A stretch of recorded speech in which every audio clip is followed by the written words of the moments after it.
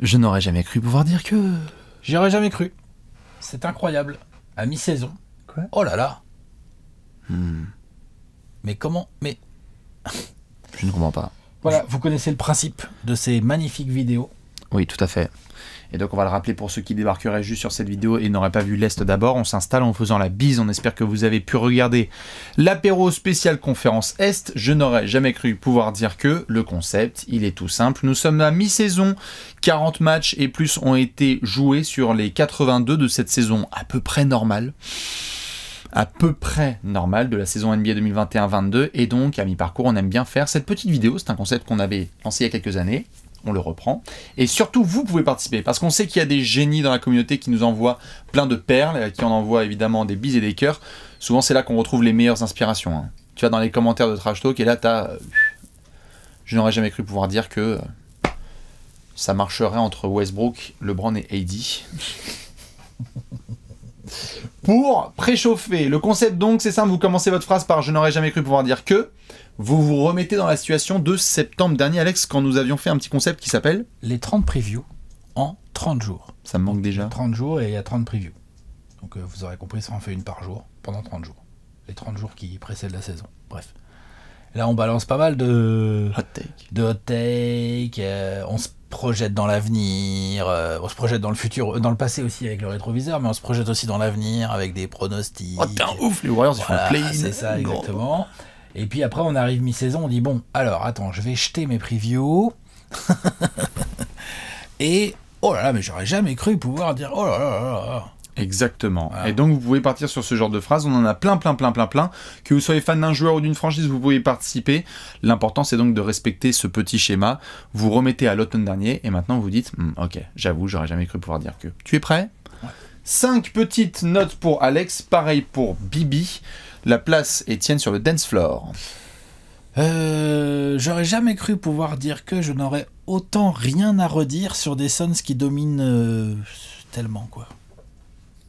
C'est un truc de ouf, quand même. Je veux dire, dans l'histoire de ta fan-attitude des Suns, combien de fois t'as eu aussi peu de choses à dire sur les Suns? Non, jamais. Ils sont trop forts. Ils jouent trop bien. Genre là, s'ils sont pas champions, c'est déception, quoi. Pour moi, ils sont champions. Enfin, non. Pour ça, faut jouer d'abord tous les playoffs, faut jouer la deuxième partie de saison, faut arriver à 100%. Non mais commence pas à nous jinxer là, s'il te plaît. Mais il est vrai qu'aujourd'hui, les Suns, au moment où on fait cette vidéo, sont premiers de l'Ouest et meilleur bilan de la Ligue. Il y a eu un moment là où les Warriors ont un peu essayé de jouer des coudes avec nous, mais bon, ils ont vite compris que c'était pas possible, qu'ils avaient pas le niveau. Non mais les Suns... remettez clair, ouais. Les Suns n'ont pas eu trop de blessures. Un petit peu. Il y a eu quelques absences. Il y a eu Booker qui a eu les ischios qu'on sifflait. Là, il a raté 5-6 matchs. Là, je sais plus. Il y a Ayton aussi qui a raté quelques matchs. Bon, un peu de Covid dessous là, McGee. Oui, voilà, c'est ça. Mais ouais, il y a eu une période là où on avait vraiment très peu d'intérieur. D'ailleurs, on a signé Bismack Biyombo, du coup, qui est plutôt une réussite, vu qu'il arrive dans une équipe où on lui a expliqué un rôle parfaitement précis et où il est servi quand il roule. Enfin, voilà. C'est vachement intéressant. Même la période un peu en début d'année où j'étais là genre le banc là, Cam Payne, Cam Johnson, ils sont pas encore dans leur saison. Bon, en fait ça gagnait quand même des matchs. Kavinsky. Je pense que les Suns sont d'assez loin l'équipe qui exécute le mieux le basketball de la ligue cette saison. C'est un truc de fou furieux. Et alors dans le Money Time, c'est des grands malades. Money Time, 3e quart-temps, 4e quart-temps. Des fois c'est l'entame de match aussi où ils disent non, ce soir il n'y aura pas de match. Donc regarde bien. Moi, dans le Money Time, vous faites mal au cul. Wow. Putain. T'as de l'espoir? Stop. Genre, mort de rire. Attends, il y a un point faible là dans votre défense là? Bon bah voilà. Alors nous, on va marquer à toutes les possessions en fait. C'est vraiment un bloc opératoire votre équipe, putain. C'est un truc de fou. Passe le scalpel s'il te plaît. Parce que là, c'est... Et donc ce qui est assez fort là-dedans, c'est que bon là évidemment je suis pas bon sur le timing parce que l'autre Booker il vient de sortir de sa boîte là un peu sale, mais sinon jusque là il avait pas trop fait de pousser quoi, le Booker. C'est vrai. Ce qui était intéressant dans les Suns là, c'est que tu domines la ligue avec un Booker bon mais à 23-24 points par match, sans trop qui tu donnes la sensation. Bon là évidemment il vient d'en foutre 48 là sur les Spurs, enfin tu vois, genre voilà, il était chaud. Rien à faire. Il n'y a rien à faire du tout. Alors là, il n'y a rien à faire du tout, parce que comme ça joue toujours aussi bien, et en plus, t'as Booker qui est dans la zone, donc là... Et tous ses coéquipiers lui donnent la balle en plus. Ah bah oui. Vas-y. Ah bah Devin, ah bah cool, bah nickel. Tout le monde lui donne la balle, ça joue les systèmes pour lui, le mec est bon avec ou sans la balle. Quand il a pas la balle, c'est Chris Paul qui a la balle. Quand il a la balle, bah il y a Chris Paul, il y a Michael Bridges dans les coins, il y a Ayton qui... Enfin, c'est hyper bien organisé, les rotations sont léchées, les joueurs... Donc les Bismack, il arrive, il s'intègre. McGee, bah, c'est de la belle ouvrage. On parle jamais de lui, mais Jay Crowder, à l'autre, hein, Tout va bien. il est parfait dans son rôle. Ah, mais il n'y a rien à redire sur les Suns. Heureusement pour la concu, il n'y a pas Dario Saric, parce que sinon, franchement, ça serait déjà... voilà. Donc non, il n'y a rien à dire, comme vous venez de le constater pendant ces 5 dernières minutes. Bravo pour le titre. Hein. Arrête, putain. Vraiment formidable. Non, mais voilà. Disons qu'en tout cas, les Suns vont arriver en play-off. Faut être en parfaite santé. On l'espère avec un Chris Paul, parce que c'est surtout lui. Hein. Après, il peut y avoir des blessures sur les autres, mais ils sont quand même tous beaucoup plus jeunes que Chris Paul. Oui. On l'espère avec un Chris Paul qui tient la route. Ils vont arriver en play-off en mode attends. On a l'avantage du terrain jusqu'au bout là sur. Mais qui peut nous battre en fait? Qui va nous battre? Surtout que les Suns, je pense qu'on l'a vu. Venez. Tout à fait. Surtout qu'on a vu les Suns en play-off l'année dernière, ils ont un public. Les jeunes, fermez vos oreilles, enfant. Ils sont tous sous. Bon enfant. Très Ils sont bon tous enfant. sous capsule de la première à 48 minutes. Ça, c'est sûr qu'ils sont bons enfants. Ça, l'arbitre, s'il a un mauvais coup de sifflet, peut-être qu'il repart pas de l'Arizona. C'est dans l'Arizona ou pas Breaking Bad? Non, ça a pas Si, été. c'est l'Arizona Breaking Bad. C'est l'Arizona. Bah ouais, je crois. Ouais. Bon, en tout cas, il y aura 2-3. C'est pour moi, ça me fait penser. Ah bah ça, vraiment, tu c'est finis des- enterré c'est, sous un cactus, hein. Say my name. C'est un petit peu ça. Tout le monde en caravane. Vous avez un super public et c'est vrai que si vous avez l'avantage du terrain, ça va être extrêmement chiant d'aller vous Si, chercher. non. On va avoir. Est-ce qu'on va l'avoir tous les playoffs? Pas tous les Mais playoffs. Voilà, oui, mais on va l'avoir a priori. Enfin, après, tu peux jamais savoir ce qui va se passer en deuxième partie de saison, mais enfin. Ah, regarde les Suns, Si vraiment, mais pendant qu'ils cherchent, vraiment, s'il y a des gens qui nous suivent, à qui j'envoie des cœurs depuis très longtemps sur Trash Talk, refaites-vous là juste 30 secondes en arrière et réécoutez ce que vient de dire Alex. C'est extraordinaire. Non, il y a l'avantage du terrain, c'est bon, on va l'avoir. Enfin, on va l'avoir. Regarde aujourd'hui. Rien à faire. Le cinquième, Non, c'est les Mavs. Bon. Le cinquième, c'est les Mavs, Putain, on qui les sont à ment. 9 matchs et demi. Oui, bah, Déjà. C'est chaud. Les Suns n'ont pas encore 10 défaites hein, dans cette saison. Donc le 73 win, on y est encore. Vas-y, on est encore en course. regarde. Non, je rigole. Mais tu vois, genre. Ah, là, vous êtes très fort. Il y a vraiment, exactement. Il y a vraiment un truc d'équipe très forte. Toutes qui, les cases, même, elles sont cochées. qui, même quand elles jouent pas très bien, Non. bah, les mecs, ils font les cons en face. Ils nous laissent qu'à 6-8 points et ils se font out-exécuter dans les 5 dernières minutes. Ils comprennent pas. Même les équipes fortes. Hein. Ça perd, ça remonte. Il faut défendre, ça défend. Faut attaquer comme des bœufs, ça attaque comme des bœufs. Il Faut voter sur le banc, il y a le banc. Une fois qu'ils te mènent de 10, Non, le tu couvercle. peux plier les gauches. Ah. C'est terminé l'affaire. Hein. Toutes les cases sont cochées. Donc c'est bien, Rendez-vous c'est en bien, il y a de l'attaque, il y a de la défense, il y a des jeunes, il y a de l'expérience, il y a du vice, il y a du talent, il y a du shoot à 3 points. Franchement, Rien à redire sur les Suns, Voilà, rien comme à vous dire. l'avez entendu. exactement. Tu en veux une belle de légende des Suns? Vas-y. Je n'aurais jamais cru pouvoir dire que Jason Kidd aurait trouvé la solution. Putain, tu sais que celle-là. Nous sommes aujourd'hui à Dallas, à mi-saison. Et évidemment, nos amis les Mavs, comme tu disais à l'instant, sont tranquillement positionnés dans le Cinquième. top 5, 25 victoires pour 19 défaites. Alors, tu es Dallas, tu te dis, bon, on aurait pu faire un peu mieux, mais Luka Doncic n'est clairement pas à un niveau de MVP comme on a pu le voir précédemment. Tu as dû parfois avoir du Kristaps Porzingis, soit Health and Safety Protocol, soit blessé. Et le staff de Dallas, évidemment, est dirigé par Jason Kidd, mais il y a aussi des assistants qui ont été mis récemment en avant, et c'est important de le souligner, parce que l'identité défensive des Mavs est en train de se mettre en place, et donc là, il y a quoi 9 victoires sur les 10 derniers matchs?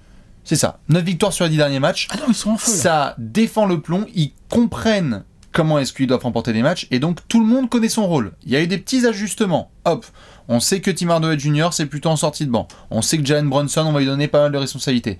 On sait qu'on peut avoir soit du Reggie Bullock, soit du Frank Ntilikina, soit il y a d'autres garçons qui vont venir nous aider avant tout à défendre le plomb. Dallas, c'est relou à jouer. Dallas, tu te ramènes à Dallas, c'est relou à Tout jouer. à fait. C'était intéressant d'ailleurs. C'est Kidd, c'est l'un des premiers trucs qu'il a dit quand il est arrivé. Il a dit que l'idée, ça serait d'essayer de travailler pour être pas trop dépendant de Doncic. C'est ça. Et donc on se disait, ah, comment il va faire? Faut qu'il trouve des rotations. Non, il met en place une vraie défense. Tout Parce à que fait. c'est vrai que le meilleur moyen de te pas trop, c'est d'être relou à jouer. en C'est fait. d'être relou à jouer. Et en fait, c'est vrai que Dallas, en ce moment, quand on sait qu'il y a eu les Bucks qui ont été champions, qu'il y a le livre sur la genèse de Giannis qui est sorti avec les déclats qu'on a vus sur Jason Kidd, Ah, il a des casseroles. hein. où il a été mis dans des casseroles, l'autre, c'est une cuisine à lui seul.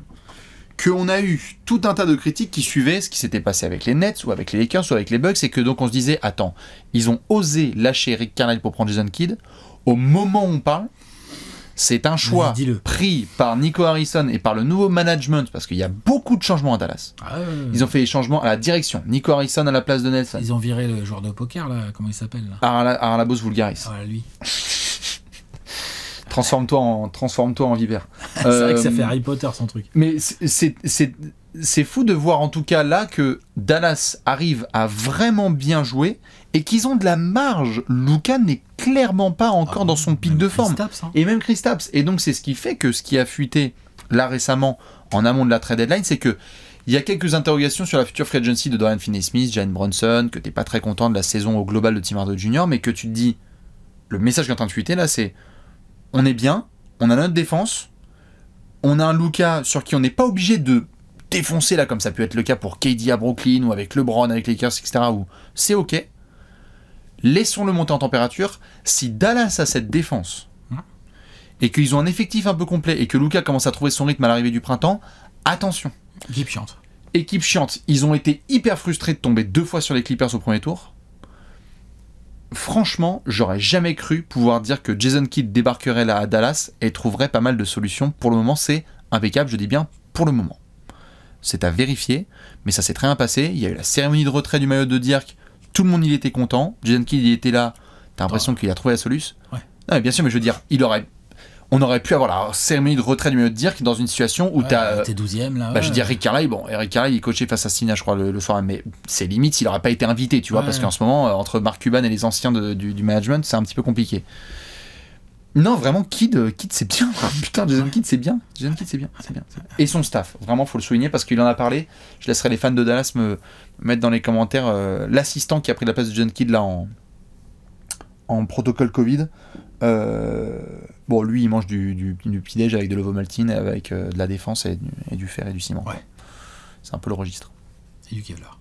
Exactement. Bravo Dallas, bravo Jason Kidd. Suivant. J'aurais jamais cru pouvoir dire que la rédemption des Lakers s'appuierait sur Malik Monk, Austin Reeves, Stanley Johnson, Taylor Horton Tucker et LeBron en pivot. Celle-là, franchement...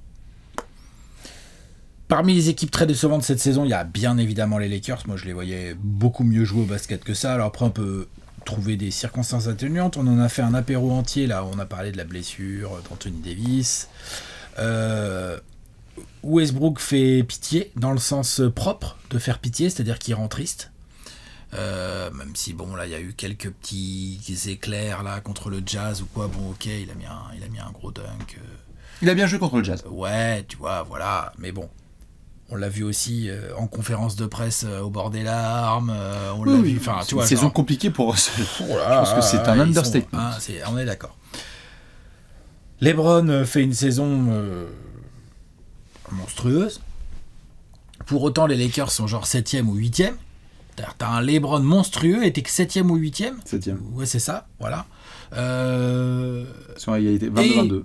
Ton socle, l'équipe, le 5 avec lequel tu te dis ouais, on peut peut-être finir les matchs et tout, c'est Malik Monk, Austin Reeves, Stanley Johnson. Ouais, pourquoi pas du Taylor Horton Tucker ou avoir l'option que tu mets et tout. Avery Bradley, voilà, tout à fait. Waouh. Alors, ok, Anthony Davis, on peut croiser les doigts pour les Lakers, va finir par revenir de blessure. Ça parle de fin janvier, ça parle de le voir sur des terrains.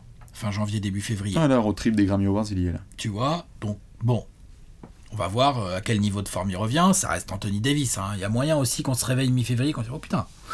Bon bah Anthony Davis, effectivement, il est en 27-11. Ils ont de la marge. Ouais, tu vois, voilà. Ouais, et puis ils défendent mieux. Enfin tout. Voilà. Et puis tout d'un coup, ça devient plus dur à défendre aussi. Enfin bref, il y a plein de choses qui peuvent se passer avec le retour d'Anthony Davis. On est bien d'accord. Mais quand même, qu'on en soit à la mi-saison et qu'on en soit quand tu regardes des matchs des Lakers à te dire genre ah ouais c'est bien, ouais Austin Reeves, ouais, faut qu'il reste sur le terrain, ouais, clair, ouais, Stanley Johnson, il faut l'envoyer en défense. Enfin waouh. Ouais, il y a des line-up des Lakers où tu te dis putain, s'ils font rentrer Russell maintenant et qu'ils enlèvent Austin Reeves, ils vont y perdre. Ouais, genre. Hein? Ou genre, là, il y a pas plus tard que y a donc là Martin Luther King Day, ça joue le jazz. Donc LeBron, hein, qui reste quand même un chef d'orchestre avec très peu d'ego, oui bref, vous m'avez compris, d'équivalent dans l'histoire de la ligue, voit Jordan Clarkson, par exemple, ou Boyan, enfin des garçons comme ça qui sont n'importe quel extérieur du Utah Jazz, un peu friables défensivement. Tu le vois, hein, c'est limite humiliant pour le gars. LeBron, il fait là, il y a Jordan Clarkson. Tiens, vas-y, Stanley Johnson. Punis-le. Ouais, voilà, mais LeBron est en train de s'appuyer sur Stanley Johnson, sur Austin Reeves, sur Malik Monk. Oh, c'est trop beau comme phrase. Pour essayer de maintenir les Lakers à flot. Ouais. Parce qu'on parle pas de jouer le top de l'Ouest, là. Hein. On parle de peut-être sur un malentendu éviter le play-in. On n'en est pas encore là, mais tu vois, les Lakers sont encore dans un rythme d'équipe qui va finir en play-in. Ouais.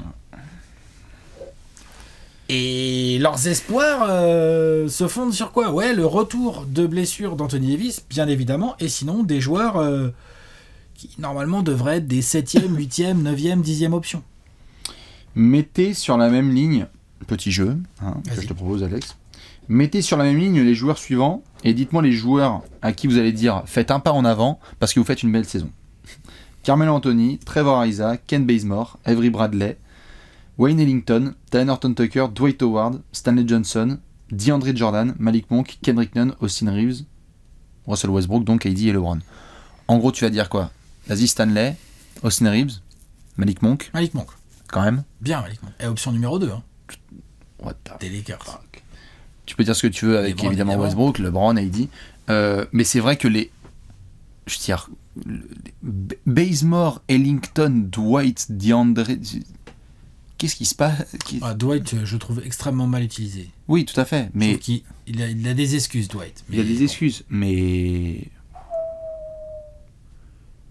on parlait d'un effectif qui avait le record de Hall of Famer et de All-Star dans son effectif, avec LeBron qui a envoyé des tweets très cryptiques en disant continuez à faire les haters et à parler de l'âge de notre équipe. Mon pote. Elle n'est pas passée celle-là. Non. Donc voilà. J'aurais jamais cru pouvoir dire ça. Bah, tu m'étonnes. Putain. Austin Reeves et Malik Monk seraient les lieutenants de LeBron James. J'enchaîne. J'aurais jamais cru pouvoir dire que Portland aurait tourné la page aussi facilement. Félicitations à Anthony Simons, qui est donc le nouveau projet des Blazers. Oh la vache! Bon, évidemment, on avait démarré la saison, on se posait des questions dans les 30 prix en 30 jours, on se disait que va-t-il se passer avec Portland, tiki-tac bombe, John C. Billups qui débarque, tu ne peux pas compter sur Damian Lillard blessé aux abdos et qui n'était pas bon sur la première partie de saison, tu ne peux pas compter sur CJ McCollum, tu ne peux pas compter sur cet effectif, il commençait à avoir beaucoup de défaites, et puis là, soudain, ce rayon de soleil, Anthony Simons, avec Nassir Little, avec tous ces garçons, Ben McLemore qui shoot comme Ray Allen cette saison, formidable. Je sais pas ce qui se passe, mais là en tout cas, on est dans une situation où je suis en train de voir les fans de Portland là en ce moment, et je crois qu'il y avait Jason Quick de The Athletic qui avait écrit un super article à ce propos. C'est qu'aujourd'hui, quand tu es fan de Portland, tu as Anthony Simons qui joue ce soir, et bien tu restes volontiers debout à 4h du matin. Oui. Attends. Oui, c'est vrai. Oui. Non, mais c'est vrai. Non, mais on le disait tous il y a 4 mois. Non, par contre, non. Voilà. Je veux dire, il est sympa à regarder. Mais il est extraordinaire, ce jeune garçon. C'est un super phénomène. Agent libre cet été restreint, donc il va falloir négocier avec Portland. Ça va coûter des blindes, ça. Hein. Tout à fait. Mais l'idée ici, c'est de dire, j'aurais jamais cru pouvoir dire que on est bientôt en février et Damian Lillard, il va se faire... Ouais, bah, tu sais quoi, qu'il se fasse opérer, là. On va récupérer CJ McCollum, ils viennent de le récupérer, là. On a l'air content pour lui, après les soucis qu'il a eu pulmonaires. Pneumothorax, Exactement, donc là, il est revenu contre Orlando et hâte de le voir sur le terrain. Mais, en fait, les montagnes russes de Portland ont été tellement nombreuses qu'ils ont quoi? Ils ont changé de management. Ils ont changé de coach. Ils ont changé, tout à fait. Mais en tout cas, en cours de saison. Je veux dire, Neil Olshey, il était encore à la tête des Blazers en octobre. Et là, ils ont un GM intérimaire, un coach rookie qui donne le ballon dans les mains d'une jeune star, en tout cas à confirmer. Voilà, potentielle star. À confirmer, mais en tout cas, moi je disais évidemment la blague sur le fait de tourner la page, mais là, à Portland, qu'est-ce que tu te fais chier? Ils auraient vraiment pu bottom et aller justement chercher beaucoup de défaites pour aller rejoindre les Rockets, le Thunder, Spurs, Pelicans, Kings, etc. Et en fait, Anthony Simons, il a dit tiens, Nurkic, Rocco, tous les garçons là, on y va. Ils ont remporté quoi, 4 de leurs 5 derniers matchs. Et lui est vraiment excitant à avoir joué. À Washington, il a été formidable. Contre Atlanta, dinguerie totale. En hommage en plus à son grand-père. Non, vraiment, je sais absolument pas quoi penser de la suite à Portland, mais il y a un gamin à suivre. Il y a un gamin à suivre. Le problème, c'est qu'il joue sur le poste de Lillard-McCollum. Fuck it. Donc, est-ce que t'es déjà en mode dans le futur à Portland? Est-ce que t'es déjà en mode genre grosse trade deadline? Est-ce que t'attends l'été quand même? Ouais. Peut-être quand même. Bah, il va y avoir évidemment de la discussion là autour de Nurkic et Covington, parce qu'en plus ils jouent comme des dieux en ce moment, donc leur cote ne sera jamais aussi bonne. Nurkic, faut y aller. Il met des 20-20. Nurkic, c'est Marc Gasol. Ouais. Faut y aller. Et Prime Marc Gasol. Voilà. Faut y aller là. Oui, parce que le Marc Gasol d'aujourd'hui, c'est pas. Non. C'était le Nurkic d'il y a 3 mois. C'est ça. Et Covington, c'est DeAndre Hunter. Donc il va falloir peut-être commencer à réfléchir à 2-3 partenaires de transfert, mais trop bizarre. La courbe de la saison de Portland, j'ai rarement vu ça. Parce que là, je veux dire, je no disrespect envers Damien, mais on s'en bat un peu les couilles. Bah non, là on s'en fout. On s'en tape. De toute façon, la saison des Blazers, ça va être très compliqué. Tu vas avoir du mal à vraiment, à moins de faire un run de ouf, mais Lillard étant blessé quand même pour pas mal de semaines là. Ça va pas être facile, c'est ça, non? La question, c'est de savoir s'il va rejouer cette saison. C'est ça, on est quand même bien d'accord. Donc du coup, qui se tient comme objectif, je veux dire, Anthony Simons est un potentiel qui se développe à vitesse grand V en ce moment. Est-ce que pour autant, tu vas ne serait-ce qu'aller faire les playoffs à l'Ouest avec ça? Moi, je suis pas sûr, hein. Tu vois. Donc éclatez-vous avec Simons et avec Nassir Little, quoi. Let's go, on y va. C'est bon, la page elle est tournée. Qu'est-ce que vous faites chier? Transférez tout le monde. On verra après pour Lillard. Ils ont l'intention de le conserver. Bon, très bien. On en reparlera, ça. Ouais, voilà. Mais donc, cliquez sur les Blazers pour aller voir Ant. Je t'en prie. J'aurais jamais cru pouvoir dire que les Wolves seraient playoffables grâce à leur défense. Waouh! Top combien? Voilà, pour l'instant, ils sont 9e, je crois. 9e, mais pas loin du tout des Clippers, pas loin des Lakers, pas si loin que ça des Nuggets qui sont 6e. Enfin, je veux dire, ils sont là, les Wolves. Ils sont là. Ils ont montré sur plusieurs séries de matchs qu'ils étaient capables d'être dans un peu tout type de match. Les matchs où offensivement c'est un peu plus compliqué, bah, ils tiennent grâce à leur défense. Ils ont Chris Finch a trouvé des équilibres dans ses rotations qui sont assez intéressants. Malik Beasley vient de se réveiller là. Malik Beasley se réveille. Naz Reid. Naz Reid. Ça va, parfois c'est très bien. Ouais, mais n'empêche qu'en association ou en lieu et place de Karl Anthony Towns, il apporte quand même dans la rotation. Non, moi je doutais pas du tout du potentiel offensif des Wolves. Je dois même dire que je suis un peu sur ma faim à ce niveau-là. J'en attends un peu plus. Parfois Anthony Edwards c'est pareil, c'est aussi un peu montagne russe. Karl Anthony Towns, bon, meilleur shooter de tous les temps, mais quand même un peu irrégulier quand même en termes d'intensité, de hustle, d'énergie dans ce qu'il met. D'Angelo Russell, entre ceux qui disent qu'il a jamais eu le niveau d'un All-Star et ceux qui disent que ça va revenir, je sais pas trop où me positionner. Ce qui est sûr, c'est que parfois en fondamental dans l'attaque des Wolves. Bah ouais, mais du coup il y a des soirs où il est un peu en dedans. Par contre, il y a quand même une constante dans ces Wolves cette saison, c'est que quand même dans l'ensemble, ils sont toujours un peu chiants à jouer. Ils sont plutôt bien organisés défensivement. Ils ont des jeunes joueurs assez athlétiques et cette défense est dans les 10 meilleurs de la ligue et leur permet de toujours être là en course pour le play-in et plus si affinité. Alors ça... Alors celle-là, c'est vrai qu'elle a été difficile à placer. Ton aboyeur préféré, la Pat Beverley, a l'impact rêvé en termes d'identité et justement de donner les bons automatismes à ces garçons-là, parce qu'il y en a qui n'ont jamais vraiment appris à bien défendre en NBA, alors que Pat Bev, il a un petit peu ces réflexes-là. Le line-up là avec Pat Beverley, D'Angelo Russell, Karl Anthony Towns, Vanderbilt et Edwards est une dinguerie. C'est leur espèce de death line-up à eux, ce qui est assez dingue pareil comme phrase à devoir prononcer aujourd'hui, mais ils ont vraiment trouvé, alors qu'en début de saison, on parlait, souviens-toi, lorsqu'on a fait les 30 previews, donc on avait d'ailleurs dû décaler avec les histoires de Gupta et de Gerson Rosas, on parlait de McDaniels, qui était une pièce absolument intouchable. Vanderbilt est rentré gentiment aussi dans les joueurs préférés parce que son association défensive fait que ça colle assez bien. J'avoue que ils sont plus sérieux et réguliers dans des aspects fondamentaux du jeu que par le passé. Ah, voilà. Il va falloir confirmer. Moi, je suis surtout séduit par on a été des détracteurs énormes avec D'Angelo Russell, et offensivement, ça se voit. Son absence se voit. Ouais, il et gère. se sent. C'est un gestionnaire, C'est c'est un bon qui, gestionnaire tout à fait, qui gère très bien. Et on espère qu'ils vont pouvoir profiter de leur groupe au complet, parce que quand ils sont comme ça, un Golden State a pris tarif. On avait dit dans les previews, je crois, putain, il faudrait que je reséquence ça, qu'ils avaient peu de marge d'erreur et qu'il fallait vraiment les suivre s'ils étaient au complet. C'est-à-dire, ils avaient Malik Beasley et quelques pièces potentiellement sorties de banc, et que si ça marchait avec ce groupe-là, ça pouvait faire quelques résultats. Là, ils sont tous en train de cliquer, là, c'est feu vert, mais à confirmer, ouais. Défensivement, c'est bien. C'est intéressant. Donc voilà. T'en veux un Wolves ? Vas-y. Je n'aurais jamais cru pouvoir dire que Andrew Wiggins serait dans une discussion sérieuse pour le All-Star Game. Qu'est-ce qui se putain de passe ? Nous sommes en janvier 2022, Alex. La fanbase des Warriors pousse comme des bœufs. Ils ont bourré les urnes, on n'a jamais vu ça depuis Sarko. Pardon. C'est Martine Aubry qui bourre les Martine urnes, Aubry, tout à fait. C'était Martine. Ouais. Bref. Bah Martine, merde. Non, ce qui est sûr, c'est que incroyable, Andrew Wiggins est le 3e meilleur joueur d'une des 2 meilleures équipes de la conférence Ouest cette saison. Voilà. Certains, le Gérard d'or ultime d'Alex, certains se demandent s'il doit pas être ailier, forward, all-star, Titulaire. MVP. Non, ce qui est ouf, c'est que vraiment c'est une vraie discussion. Il y en a qui ont dit, bah attends, Andrew Wiggins, les gars, s'il doit avoir des représentants, moi je ne le mets pas all-star. Andrew Wiggins. Attends, moi Mais je ne quand mets pas même. All-Star parce que je mets Draymond. Et Oui. Steph, évidemment. Oh. Et que je trouve que 2 Warriors, ça suffit. Mhm.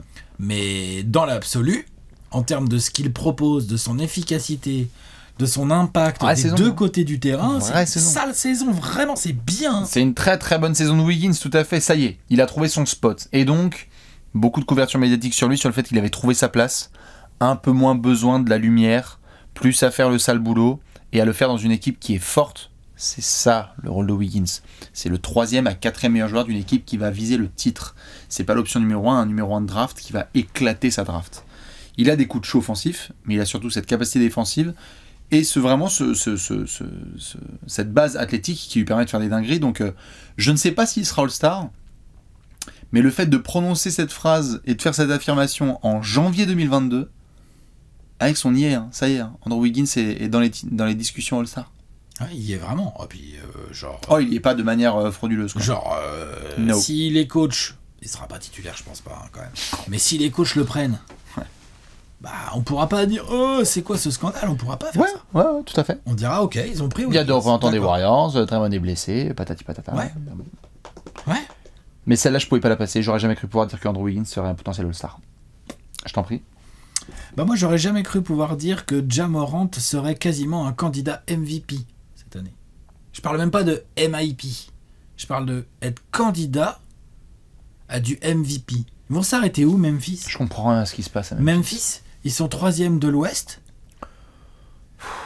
Ja Morant tabasse. a des stats peut-être légèrement inférieures, des stats individuelles peut-être légèrement inférieures aux autres candidats Jordan. aux autres candidats de calibre MVP. Non mais tu vois, genre je sais pas c'est quoi les candidats de calibre MVP, c'est Bah, c'est KD, Curry, Yanis, Jokic. Embiid, voilà. Ouais, Donc c'est tout à fait. légèrement inférieur, mais assez légèrement, c'est pas non plus très inférieur. Et surtout, il est le leader d'une équipe qui, au moment où on fait cette vidéo, vient de passer devant Utah, donc est 3e de l'Ouest. Ils sont injouables. Ils sont à quoi? À 2 matchs des Warriors? Et ils ont un bilan, attends, bouge pas. Les mecs, depuis Thanksgiving, c'est n'importe Voilà, quoi. c'est ça. Ils ont un bilan supérieur au premier de l'Est. Ils ont un bilan supérieur aux Bulls, aux Nets, aux Heat et tout ça. Moi, j'avais affirmé en premier, Alex, en septembre, que Memphis serait top 3 de la NBA. All-Star Break. What the fuck? Et c'est pas que Ja Morant, c'est vraiment toute l'équipe. Ah non, quoi. l'équipe est super. Putain. Là, j'angle sur Ja Morant Ouais, parce que lui... parce qu'on a déjà fait un apéro Grizzlies il y a pas longtemps, on Ouais. en a bien détaillé, mais on parle de plus de 24 points par match, quasiment 6 rebonds, quasiment 7 passes, de l'interception, des bons pourcentages au tir. Alors, dans le jeu... Dans le jeu, il a une influence absolument incroyable. Il est déterminant, il est spectaculaire, il a une hype de folie, comme tu le disais dans l'apéro Grizzlies. bientôt, genre, dans les soirées parisiennes à la mode, ça va se pointer avec des maillots des Grizzlies avec le numéro 12 dans le dos. Non, mais franchement, non. Tu vois, les mecs, ils vont se pointer avec les dernières Jordan au pied et avec une loque de chaque couleur. Et le maillot de Ja Morant. Avec une loque violette et une loque bleue. C'est un truc de malade. Donc, clairement, Ja Morant est en train de réussir une immense saison. Push and pee. Et si les Grizzlies continuent sur cette lancée, c'est-à-dire à enchaîner des séries, je veux dire, les Grizzlies sont l'équipe qui gagne le plus de matchs de basket depuis, je sais plus quoi. Ouais, c'est ça. 21 victoires sur les 25 derniers. Oh, genre voilà. C'est très impressionnant. S'ils continuent sur ce rythme, mais franchement, ils en sont capables parce qu'ils y croient et tout. Ils peuvent continuer comme ça. Ils peuvent être top 3 bilan de la ligue. Et dans ce cas-là, pourquoi Ja Morant recevrait pas des votes pour être MVP ? MVP. Pourquoi il recevrait pas des votes, franchement ? En septembre, on rigolait du fait qu'il voulait être top 5 meneur de... Ah, maintenant, on est en train de se dire merde. C'est qui les 4 autres ? Ouais. Il y a Anthony Simons. Ouais. Darius Garland. Non, Darius Garland. Ouais. Comment il s'appelle le mec à Golden State déjà ? C'est ça, ouais. Stéphane, je crois. Ouais. Non, Ja, c'est extraordinaire. Mais même Desmond Bain et tout, je dirais. Eux, Memphis, et je pense que franchement, on en avait parlé dans l'apéro, je pense que t'es fan de Memphis, tu comprends rien à ce qui se passe. Il y a des signes. Non, il y avait des signes avec le play-in et avec les playoffs, on en a parlé dans l'apéro en détail. Mais là... Tu les regardes là, ils jouent les Bulls. Les Bulls un peu diminués. Les mecs appuient là où ça fait mal, exactement là où ça fait mal. Il n'y a pas un ça mec... double sur DeRozan, ça laisse Vucevic shooter, ça joue intelligent, ça attaque quand il faut. Quand il y a des embrouilles autour de Ja Morant, il y a Steven Adams le videur, l'autre, il prend Tony Bradley qui doit faire 115 kilos, il fait... Tony Bradley. C'est ça. Tiens, pousse-toi s'il te plaît. Tiens, mets-toi là s'il te plaît. C'est un truc de malade comment t'es... Oui, j'imagine que t'as vu. Enfin, putain. C'est quoi le truc que j'avais envoyé Brindille. Il n'y a pas... je crois qu'il n'y a pas un joueur de l'effectif qui est né avant 1993. Ils sont jeunes, ça c'est sûr. Donc, à confirmer, je crois, mais je crois que c'est ça. De cette bande de jeunes ours, il y a un leader, il y a l'ours en chef, c'est Ja Morant, et si les Grizzlies continuent comme ça, j'aurais jamais cru pouvoir le dire, mais Ja Morant va mériter quelques votes dans la course au MVP. Non seulement par rapport à la course au MIP qu'on a faite il y a 3 semaines, limite le débat il est torché. S'il continue comme ça, je vois pas comment il peut y avoir des débats. Non mais c'est vrai. Voilà. Memphis est l'équipe la plus sexy de NBA. Dans quel univers ? On est dans la métaverse ou quoi ? Alex, l'équipe Memphis, les Grizzlies sont l'équipe la plus trending et sexy de NBA, mais... Avec les Bulls. Ouais. Ah, les Bulls quand même. Tout à fait, mais là, la Memphis... Là, non, mais Memphis sont incroyables. Ja Morant vient chez toi avec les Grizzlies, mec, si tu t'as pas regardé, t'as loupé, je sais pas, c'est le concert du soir, quoi. Donc voilà, je voulais quand même en placer une petite pour l'ami Jamel Morant. Il s'appelle Jamel. Hein. C'est Jamel, Morant. Eh bien écoute, je vais pouvoir enchaîner sur un autre meneur. Je n'aurais jamais cru pouvoir dire que les Spurs n'ont pas besoin de Ben Simmons, puisqu'ils ont déjounté Murray. Il y avait eu des rumeurs évidemment à droite à gauche, hein, avec du John Collins, avec du... T'aimes bien quand je troll que ça. C'est bon ça. Ça c'est bon les fans des Spurs. Quoi hein, comment ça non. Quelle saison de déjounté Murray quand même. Waouh. On en a parlé dans les courses au trophée. Il régale de fou furieux. Il n'y a pas grand chose à dire en soi sur les Spurs. Potentiel. Enfin, tout à fait. Oh, bah, il est dans une sacrée discussion, ouais. Mais on pourrait discuter de plusieurs choses avec les Spurs, hein, évidemment. On attend de voir si Pop va pouvoir atteindre son record de victoire. Là, gentiment, sur la fin de saison, on espère, on va toucher du bois et croiser les doigts. Faut qu'il ait 10 victoires sur les 40 derniers matchs. Putain, allez, on y va. Dejounte, au milieu de tout ça, c'est vraiment et très clairement le meilleur joueur des Spurs. C'est vraiment et très clairement un joueur qui a passé un cap. C'est vraiment et très clairement un joueur qui est impactant des deux côtés du terrain et sur 4 cartons. Le niveau de confiance qu'il a pris, la façon dont il choisit ses spots pour punir offensivement et comment il met ses coéquipiers en avant, je me régale tous les soirs avec Dejounte Murray. Mais c'est vraiment cette saison un des joueurs qui m'a fait le plus kiffer, quoi. Sur la demi, là, ah putain, qu'est-ce qu'il est bon. Oh la vache.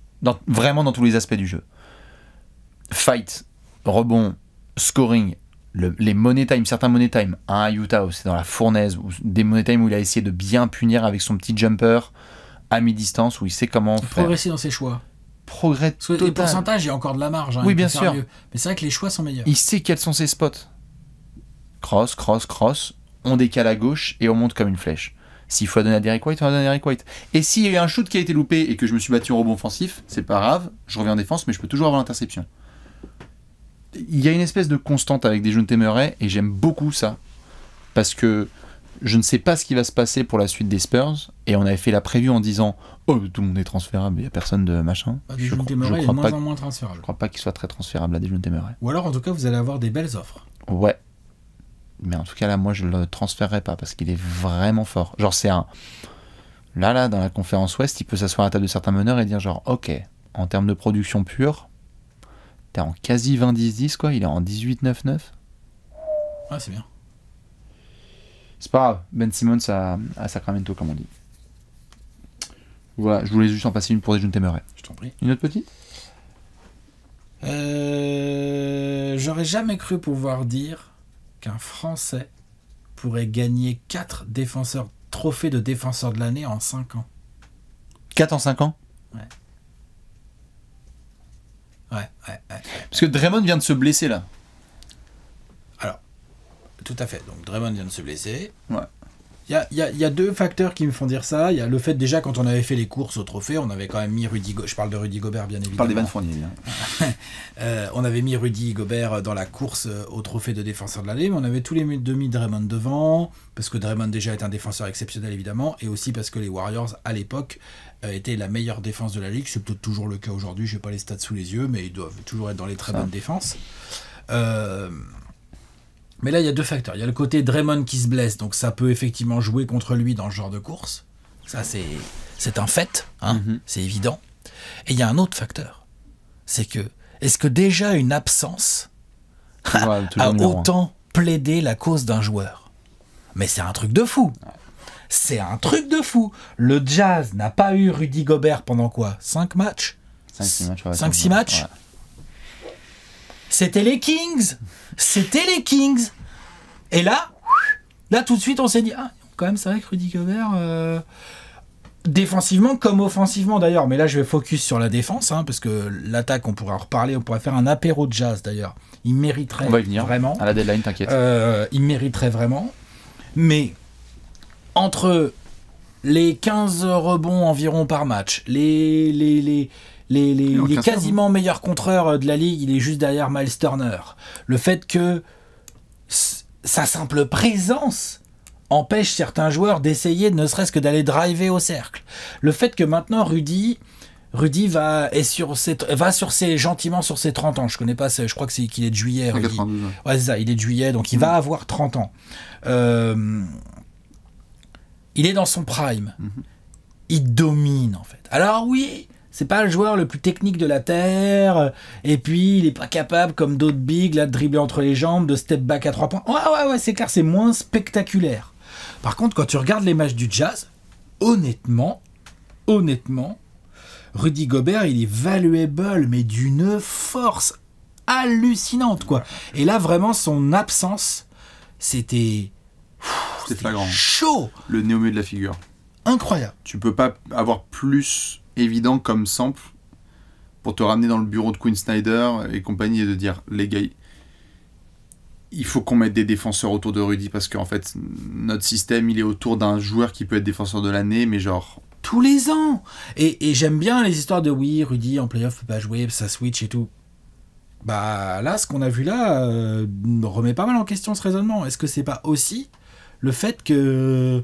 il y a des transats autour de lui. Le premier rideau défensif du Jazz, c'est de la merde en boîte, à part Conley. Je suis vache. Conley, il fait quand même le boulot. D'ailleurs, c'est pas nouveau. Conley, on le savait quand il était au Grizzlies et tout quand même. Royce quand il veut. C'est de la... Royce O'Neal, tout à fait. Quand il veut. Mais pas tous les jours, mais quand même. Voilà. Mais sinon, dans l'ensemble, Donovan Mitchell, vas-y gros, s'il te plaît. Arrête de parler, arrête de faire genre je suis le gars et tout. Essaye de te bouger en défense. Les Joe Ingles, les Boyan et tout, boah. Et en fait, on se rend pas compte, mais à l'année, Rudy bouge, c'est même plus des trous, quoi. Il bouge des galaxies. Il bouge des galaxies à l'année. Et bah ouais, quand il est pas là, bah en fait, le Jazz, c'est un 10e de conf. Hein. Waouh. Et ça fait partie des plus gros trophées maintenant, parce que le timing, ça fait partie des plus gros trophées de grimper Rudy. Certains, évidemment, ont vu ce qui s'est passé avec Russ, qui a lâché absolument toute sa haine. T'as l'impression qu'il avait fait toutes les recherches. Oui, il avait des choses. Ça n'a rien à voir avec Rudy. Westbrook, ça faisait 2 semaines qu'il recherchait les historiques Google et qu'il a fait quelqu'un va prendre. Ouais, c'est ça, exactement. Ça n'a rien à voir avec Rudy. Il a juste tapé Westbrook dans la recherche Twitter, il a fait ok, je vais tout spammer. Mais ça devient un trophée. C'est-à-dire que le dunk de Westbrook est énorme, mais parce qu'il est aussi monté sur Rudy Gobert. C'est-à-dire que même les ricains qui voient cette action se disent oh shit, genre aujourd'hui monter sur Rudy, c'est un trophée en fait. C'est un trophée. À lui seul. Il est dans la caste des Mutombo, des Alonzo Mourning, des Olajuwon, pas offensivement mais défensivement, il est dans cette caste-là, des pivots où on se souviendra d'eux longtemps et ça serait peut-être moins médiatique que plein d'autres joueurs plus spectaculaires.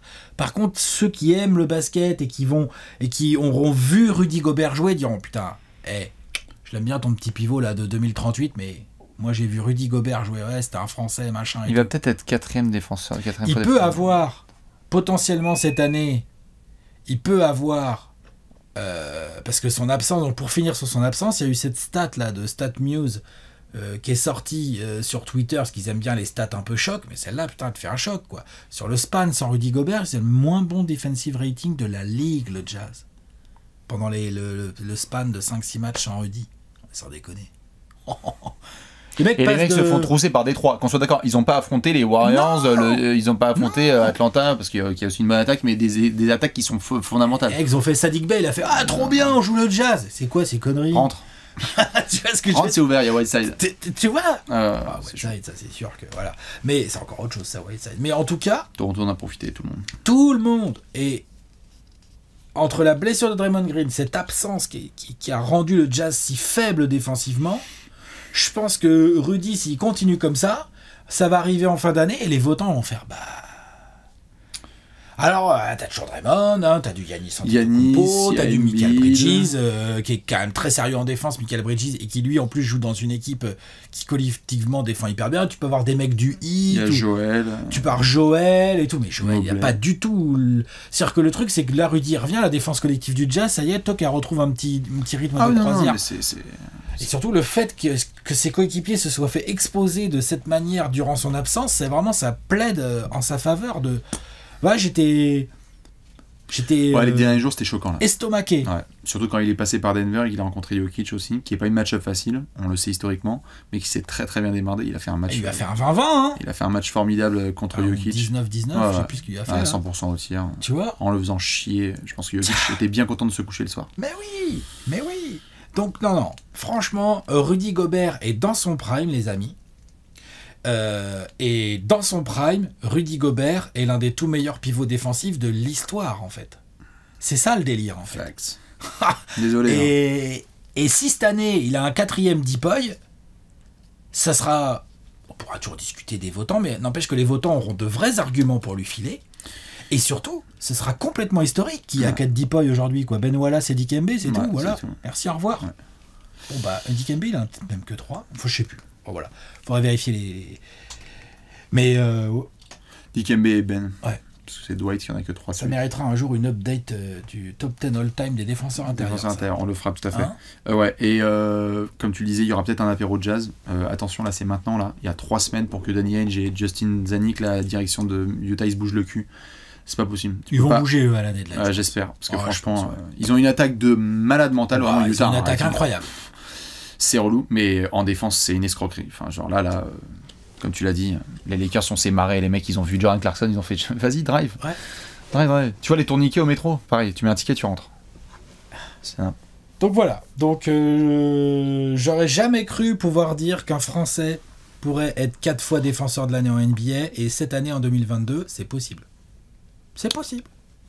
Je sais pas s'il l'aura, on verra, mais c'est possible. Je termine. Si j'étais dans les votants, je le fous dans mes 3, c'est sûr. Ah bah oui, c'est sûr. Alors après, est-ce qu'il aura suffisamment de votes pour être premier, on verra. Mais il sera dans les 3, je suis bien d'accord. Je termine évidemment avec nos amis les Kings. Les Kings.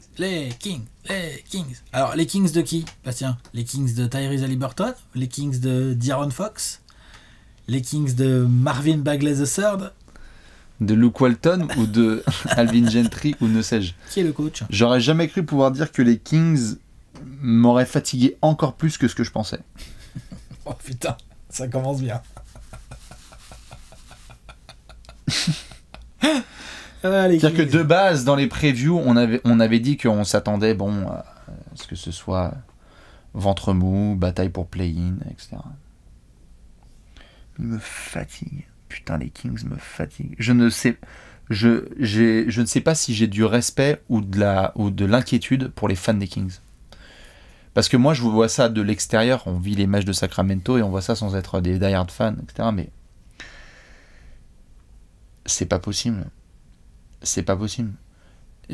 Qu'est-ce qui manque comme case à cocher pour plus déprimer? Ok, en soi, tu es à la bataille là. Donc ils sont aux portes du play-in. Ils sont 11e. Avec Portland qui est en train de se réveiller avec Anthony Simons. T'as un fan qui a vomi en bord de terrain. Un coach qui, suite à ça, a été viré pour laisser place à un autre coach. Et limite, on était en train de discuter de savoir s'il allait avoir un troisième coach à la place d'Alvin Gentry. Les regarder m'inspire pas grand-chose. J'adore Tyrese Haliburton, mais quand je vois Sacramento là ces derniers temps, c'est tellement frustrant d'avoir une petite courbe d'optimisme qu'on a eu et dont on a pu discuter avec les copains de Sacramento en mode Tyrese Haliburton, ballon dans les mains. Et au moment où tu as cette toute petite espérance, on chie dessus. Mais c'est incroyable le niveau qu'ils ont. Là, pareil, trade deadline, je veux plus voir de Buddy Hield, je veux plus voir Marvin Bagley, même Harrison Barnes et tout ça dégage. Mais il est... tu veux tout en péter, fait, il est... Je m'en bats les couilles, en fait. Qui est intransférable à Sacramento? Personne. Personne n'est intransférable à Sacramento. Ed Channels? Non. Personne n'est même avec tout l'amour que j'étais pour Tyrese Haliburton, personne n'est intransférable. Non, Tyrese Haliburton, il est transférable. Personne n'est intransférable. Il est fort, hein, mais il est transférable. Je n'arrive pas à... C'est ça en fait la phrase, et j'aurais jamais cru pouvoir dire que les Kings, même dans des perspectives d'espoir, arrivent quand même à te décevoir. C'est exténuant. Je ne peux pas, franchement, je me suis forcé, parce que évidemment on le fait, on se retrouve sur Twitter le soir, à me mater, à me bouffer des matchs des Kings le soir. Putain, c'est relou, c'est relou. Alors il y a quelques sursauts, on a vu avec du buzzer de Chimezie Metu ou quelques performances dans le Money Time, on avait vu D-Fox et Haliburton qui ont fait le travail, mais je me demande si c'est peut-être pas la goutte d'eau qui fait déborder le vase. C'est ce qu'on devrait faire. On devrait mettre en place un numéro vert. Et moi je l'ai dit. Exprès pour les fans des Kings. Alors à la base il est réservé pour les fans de Boston dans le Money Time. On enregistrerait des petits messages d'amour pour les Kings. Léon, s'il nous mettrait ça en musique. Et les fans des Kings, ils pourraient téléphoner à ce numéro vert quand ils vont pas bien, c'est-à-dire après chaque match, et écouter des messages d'amour bien joliment mis en musique par Léon. Tu notes, on va faire ça. Mais quand tu vois des reporters, en fait moi ce qui m'inquiète c'est qu'il y a des reporters de Sacramento qui sont autour de la franchise et qui disent que ça fait 10-15 ans qu'ils suivent la franchise. Même eux là, ils ont atteint leur point maximum là. Ils ont atteint leur point max de frustration et de je n'en peux plus. C'est-à-dire, il y a des équipes qui se pointent, mais en dormant au Golden One Center, qui trottinent et qui en fait se foutent de leur gueule. C'est du foutage de gueule. Et à côté de ça, ils sont capables de gagner quelques matchs quand même. Et à côté de ça, ils sont capables de tabasser les Lakers et de faire des gros thèmes contre Dallas. Il y a un dysfonctionnement structurel qu'il va falloir un jour essayer de régler, mais... J'ai énormément d'appréciation pour cette franchise et pour ce qu'elle a vécu, et pour vraiment, parce qu'il y a quelque chose de... Voilà, c'est une tragédie, mais là, moi, je crois que je vais pas rendre le tablier, mais je crois que ça va être compliqué la deuxième partie de saison.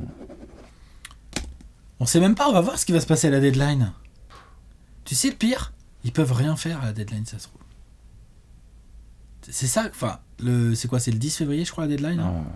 Le 11 février, ça se trouve, c'est cet effectif-là, l'effectif des Kings, hein, Bastien. Prépare-toi. Hein. Prépare-toi. Bon, j'avoue que j'y crois quand même qu'à moitié, mais... Oh putain. Ouais, il me file une migraine, vraiment. Ah bah, y a pas que toi, à mon avis. Y a pas que toi. On est bon? Ouais, on est bien. On a évidemment fait un beau petit tour. Tout à fait, évidemment, pour les franchises qui n'ont pas été mentionnées, évidemment, les fans de Denver sont en PLS. Alex, Nikola Jokic, j'aurais jamais cru pouvoir dire qu'il fait encore mieux que la saison dernière. Nikola Jokic, effectivement, fait encore mieux, individuellement, bien évidemment, que sa saison de MVP. L'autre, voilà. C'est un taré. Au calme. C'est un taré, c'est magnifique à voir. c'est un monstre Ouais, total. c'est un monstre Si total. vous regardez pas, vous êtes en train de louper quelque chose d'absolument énorme. J'aurais jamais cru pouvoir dire que les Rockets seraient aussi horribles à regarder, moi. Tout à fait. On les a pas mentionnés, désolé les gars. Ouais. À l'Est, on a mentionné du Pacers bien horrible à regarder et tout. Oh bah dis donc, les Rockets... C'est dur. horrible. Ouais. C'est chacun son tour, le mouvement de balle c'est pour les autres. La tête de gondole c'est Eric Gordon, enfin y a rien qui va, rien qui va. Rien du tout. J'aurais jamais cru pouvoir dire que Herb Jones m'aurait fait cliquer sur les Pélicans. C'est vrai qu'il est cool lui. Hein. Putain. Il est cool hein. Oh la vache. Ouais. Défensivement, c'est super. Il y a des trucs vraiment à suivre avec lui du côté de New Orleans.